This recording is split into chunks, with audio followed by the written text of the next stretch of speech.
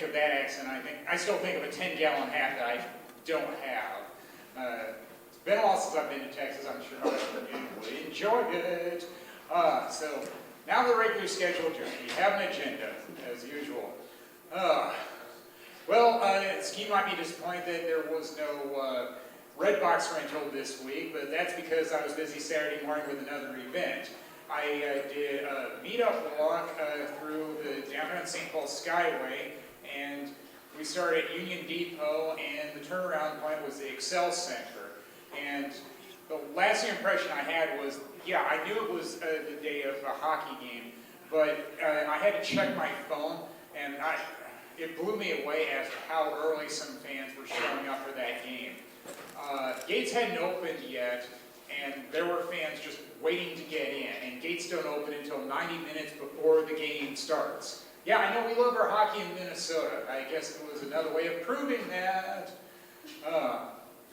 Another thing I'll remember about this walk is early on in it, we passed by a candy store, and there was a man in our group who said that candy stores are porn for diabetics. It's like, no, I think you mean playing with fire or forbidden fruit, because last time I checked, people like watching porn. Otherwise, why would they watch it?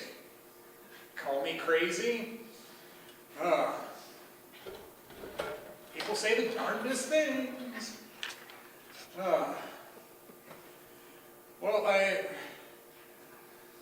Sometimes you have to go get food because, well, you gotta eat to live. And this weekend I was picking up a food order, and when I was leaving, of course I want to check that there was actually food in the container. I do that before I leave. When you pay for something, you want to make sure you get it.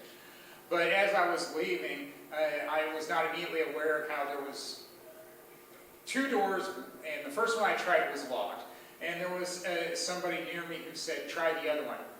Okay, genius, I'm sure I could have figured that out on my own. It's called process elimination. I got in after all, so I'm sure I could probably get out some way too without breaking a door.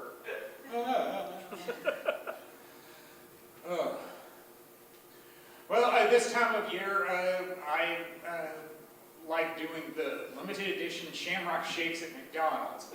Except sometimes you have to be willing to go with ultimate plans in life, there or anywhere else. I've been doing it once a week on Saturdays, and the first time I went, they had one. Good. But the last few times I went, they didn't have one, but I still wanted something, so I got the Shamrock McFlurry. It's like, well, it's still green. I guess because it's my birthday month, I like having those. Is that why that's my favorite color? I'm still not sure about that. Most people don't say that it's their favorite color. I remember in 4th grade, the competition was between black and purple on favorite colors.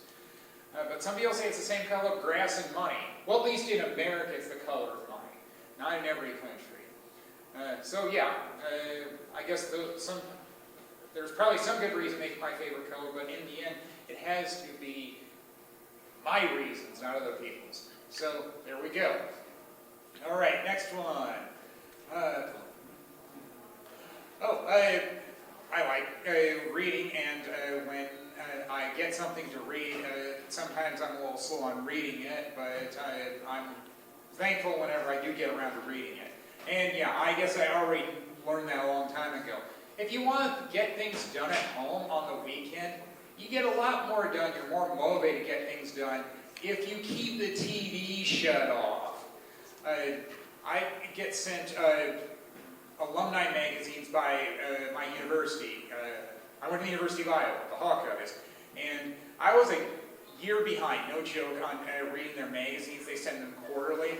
Well, I spent Sunday reading the past year's magazines, and there were some good articles in there, like some great concerts that they had at the university over the years. Yeah, I went to the Guns N' Roses show my first year there, right before spring break, and I like some of the other articles about anniversaries of certain places being open for 50 years, and it's like, yeah, I went to events there too.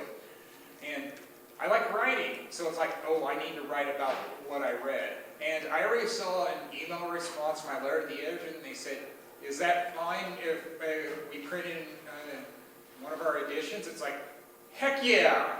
I like getting published. Who doesn't? Yeah, I guess that is one thing I did before I started doing stand-up, is I took some classes at the Loft Literary Center because I was told I had a talent for writing. Yeah, documenting what's out there. Somebody's got to do that, and I seem to be good at doing that. Well, of course, I'm sure some people like hearing stories about work, and for me, I call that tales from the bank, like tales from the crypt. Thankfully, not as much horror as tales from the crypt, I'm sure. But it's still weird, the people that ring my doorbell when they end up staying after it. And this week it was one of the branch employees that rang the doorbell and said, "Where do you want all these boxes left?" They're not my boxes, it's janitorial equipment. And then eventually I said, well, normally they're just left in the hall on the wall. That's what the courier did. And then they were told, don't let it block the ladies' room. And I said, well, it probably shouldn't block the men's room either. Don't block any doors. Come on, everybody needs a bathroom. And then another time somebody rang the doorbell and decided to tell me about having chicken pox. Too much information. Don't know why they felt need to tell me that, but for some reason they did. Well, I guess that'll do it for me. You've all been great. Woo!